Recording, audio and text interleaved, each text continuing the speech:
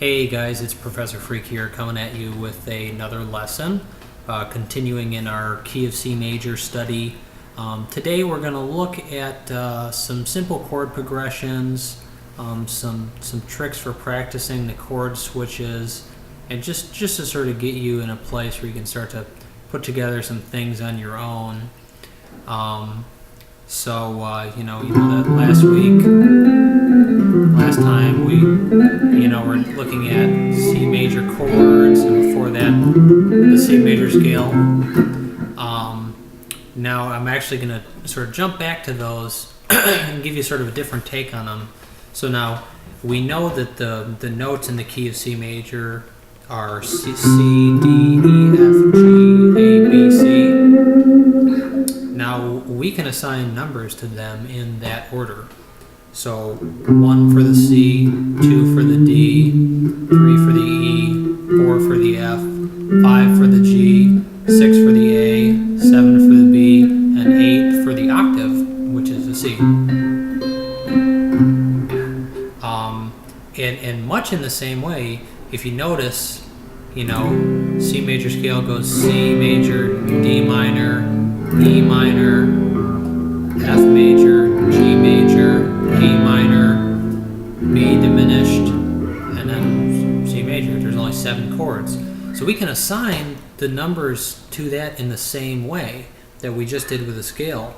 So C would be the 1 chord, D minor would be the 2 chord, E minor the 3rd, F major would be the 4th, G major would be the 5th, A minor would be the 6th, B diminished would be the 7th, and then C again if you're going all the way around.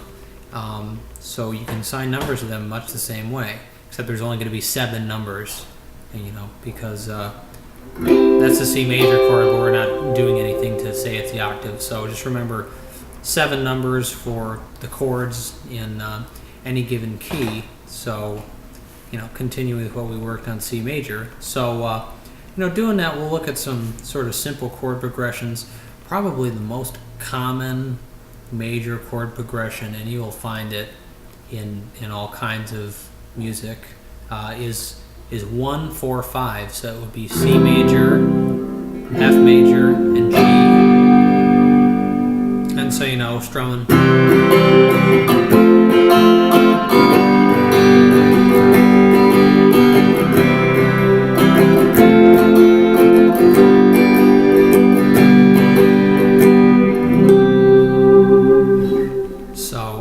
Sounds like that, and there are a lot of famous songs that have this if you just listen for it. La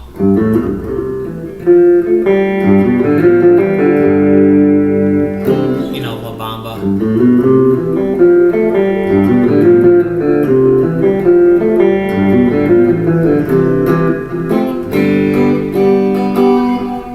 And that's actually in the key of C major. So, just an example of where that comes in. And so the first thing we're kind of going to look at how would you switch between those chords. You should know what they are now. If you don't, go back and check from the last lesson. But how are we going to switch between those if we're going 1, 4, 5?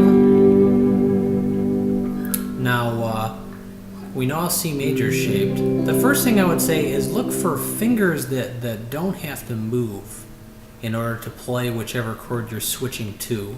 So we have C major, and we know that in an F chord we play the C on the 1st fret of the 2nd string, and we also play that C in a C major. So I say we don't move that finger, and what this does is when you actually pick a finger like that, it's kind of giving you an anchor, which is much easier to move around your other fingers without completely losing your position. If you take them off, it's much easier to lose your position. So it's like giving you a reference point. So think of it this way: leave your index finger on, take the other 2 off, and then you build your F major chord. And sort of the rule of thumb when you're building the chords is put the fingers for the notes you're going to play on first. Sorry, computer's wants to go to sleep.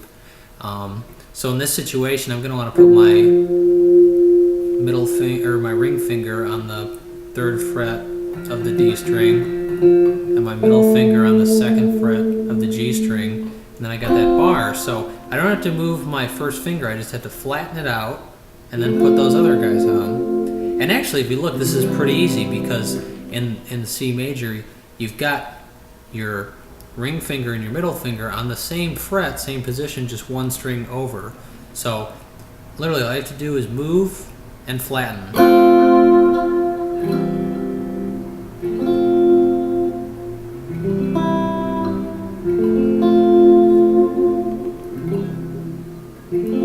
So that's a pretty easy switch. And sometimes if you're finding you have a hard time, don't even strum. Just practice that switch, just, you know, moving back and forth between the two positions, you know, just trying to get comfortable with it. And you're not going to be able to do it super fast, but that's okay. Speed's not the name of the game right now. It's doing it correctly.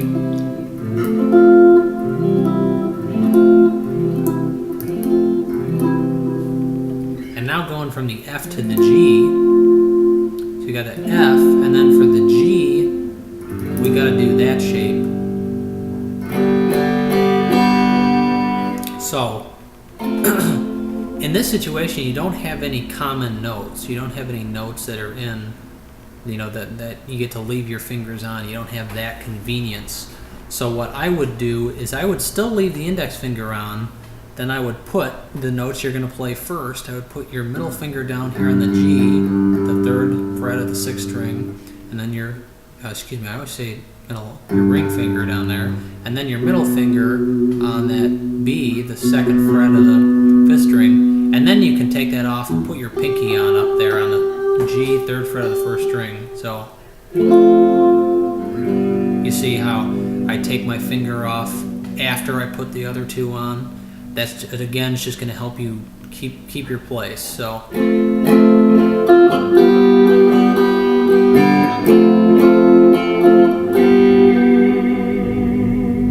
And so, again, practice that slow, just switching so you get that down. And then, you know, we'd be going back from the C, or from the G to the C, rather. So in this situation, again, you've got, you know, for all these chords, we're lucky enough to have our ring finger and our middle finger be doing basically the same shape. And so again, for C major, you just got to move them, you know, up one string. And in this situation, I would leave your pinky as the anchor point, because it's the last string you're going to play when you're strumming usually. And so you can leave that there and then put your index and your ring finger on, let go of the pinky and put your middle or your index finger on.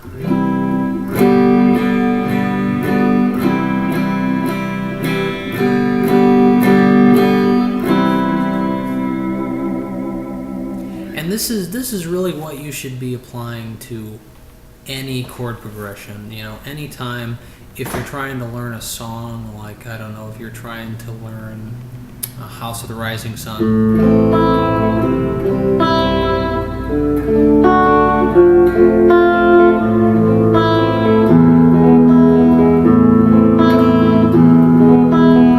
You know, you sort of break it down if you're having trouble with any of those chord switches and figure out how you should do that move, which fingers you can leave on and which fingers you need to put on, you know, first, what your anchor is going to be.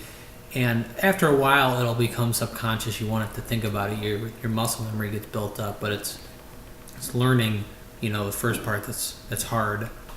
And so going back to, you know, sort of the simple chord progressions, you know, 1, 4, 5. You can take those same chords and switch the order. You could go 5, 1, 4.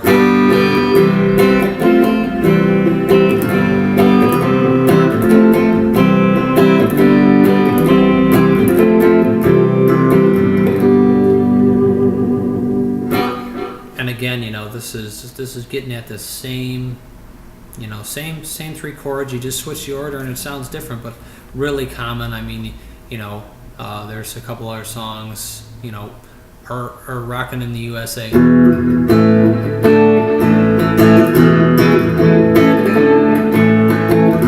actually an A major, but it's that same 5-1-4, type of progression.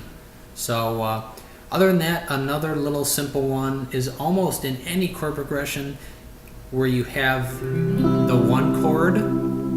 So like if we take that 1, 4, 5, I'm not going to play the G, I'm going to play the G there. You can replace the 1 with the 6, which is the relative minor. So that's our A minor in this situation. And you can change the major feel that's going on to a minor feel. So if we go...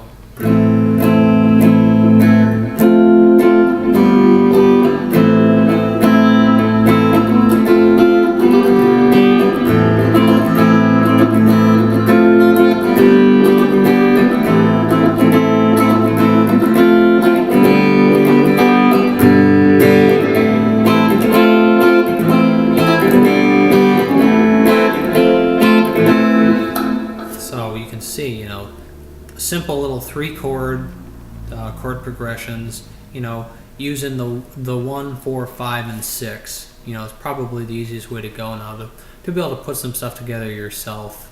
And, one thing I encourage you to do with your right hand when you're strumming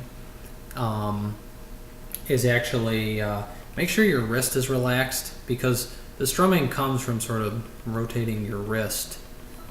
And if your wrist is really firm, you can't do it. I mean, you may want that for picking fast, but you don't want it for strumming, because eventually if you want to strum really fast, you really need it loose. And you're not going to do the anchoring anymore like I taught you to do when you're playing the scale. Don't anchor your strings against the body. I mean, that's just going to limit you. It's going to be very hard. In this situation, you do want to have nothing anchored against the guitar body, because it's just going to make strumming easier and more fluid. So this is a little bit of a longer one, but if you have any questions or comments, let me know, and I'll try and address them. Thank you.